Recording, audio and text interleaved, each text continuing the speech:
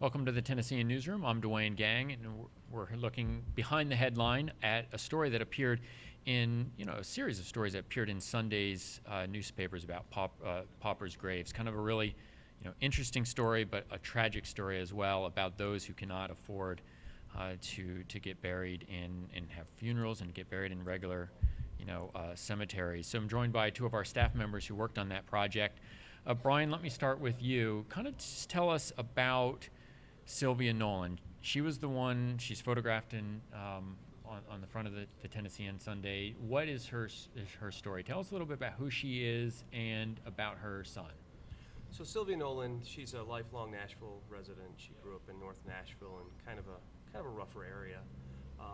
She was a young mother, and she had a son named Lorine Nicholson. And she was a single mother raising him by herself with the help of family.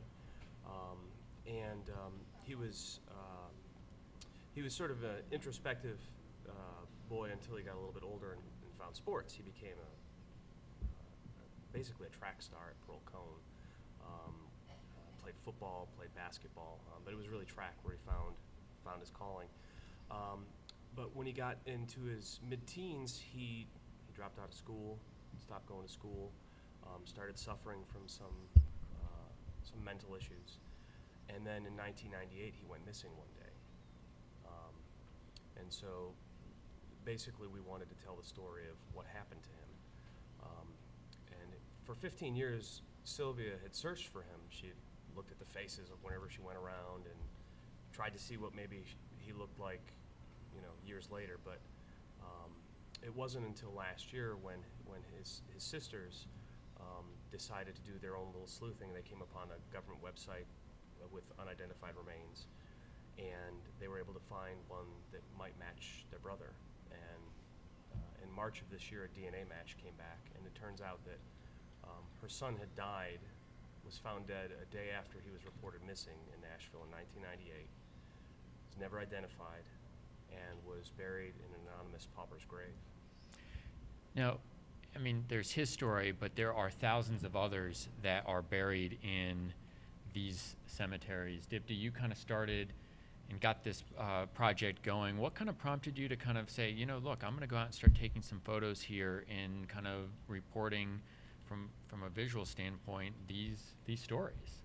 Well, burial and funerals are quite expensive, and with a recession, I was curious to know what happens when you die with no means or possibly no families. So it was really curiosity that got me going, and so I started attending a few indigent funerals and just looking around the cemeteries, and I realized, well, there's a lot of objects as a photographer. There's a lot of gravestones, and I thought what was much more interesting is there must be amazing stories of people who are buried here, even though they're kind of buried without a lot of fanfare. And it turns out that there really were. There was a number of very interesting stories, and I also noticed that there were a lot of John Does and unidentified males or unidentified females, and I started asking around and thought, wouldn't it be great to try and find out the story of a John Doe? And it turns out we did. Right. So. Now, you took some really powerful images in photographs for this story. Tell us a little bit, a few that kind of struck you the most. We have the one on the front page of Sylvia Nolan. Tell us a little bit about that and some of the other ones that kind of have a little bit of interesting story behind them. Well, the cover photo, it's very powerful, and it was during our first meeting with Sylvia, and she had really only a few weeks before had found out about the identity of her son, and she was in a great deal of grief, and that was just mirrored on her face. And we have another one. We have the photo of the John Doe 19 gravestone. Now, they ended up fixing that, didn't they? Yes. And you were there for that. What was Yes. that like, shooting those photos of that kind of gravestone getting changed over so it's no longer an anonymous grave? I think it was very symbolic for Sylvia to see her son's name at least on that grave and to know where he was. and to have come to that grave before and just seen John Doe, and then to see it switched out was probably a resolution for Right. the mother. And there's another one here that I wanted to touch on. Tell us about this photo here. This is her, and this is across from the school where her Yes. son attended, right? Yeah, in photography, you spend a lot of time with people, and I was spending some time with Sylvia, and she was in her front yard, and she said, she kind of revealed that, yeah, she'd moved across from where her son went to school, sort of on purpose, and in the hopes of finding him. And she said that sometimes I look over there and, I just say I'm sorry, and it was an incredibly powerful moment. Right.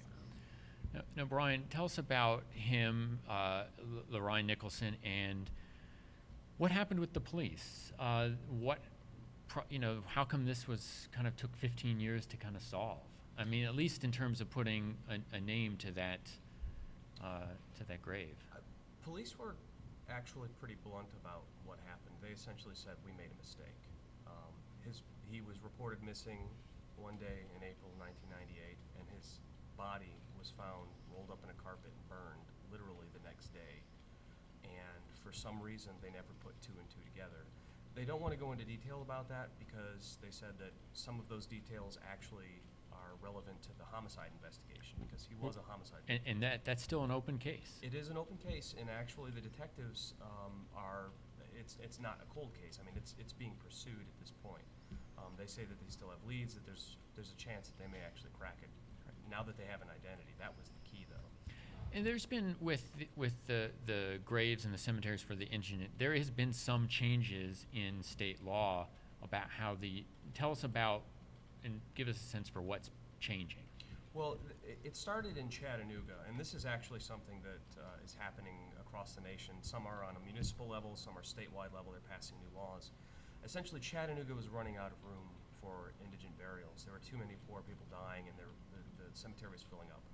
So they were able to convince lawmakers to pass a law that allows cities to cremate the bodies of those who are indigent, where they've been identified and their families don't claim their body. So this wouldn't affect unidentifieds, this wouldn't have affected Lorraine Nicholson, but if somebody dies without money and their family doesn't claim their body, the city can then, by law, cremate them. There was a law passed, I think, similar in Georgia as well. This is, just another sort of sign of the economy. Right. And finally, as we wrap up, this is Nashville, and so tell us about, and either one of you, tell us about the songwriter and a little bit about his story. There's a songwriter that I guess is in one of our indigent paupers' graves, Yeah, cemeteries. it was one of the indigent burials that I went to, and I had no idea who it was going to be when I went to it. And there were actually, wasn't expecting anyone to be there.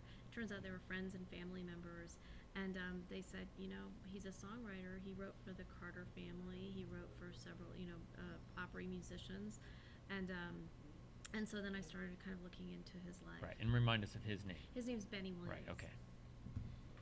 Well, this has been, I know it's a fascinating story, and it's a story that of people that don't always have their stories told. So I think this is a piece in photos and a story that probably resonated with a lot of people. So appreciate you both joining us and talking a little bit more about the project. Of course, you can find Dipti's photos and Brian's story on Tennessean.com, and of course it was in Sunday's newspaper. So thanks for watching.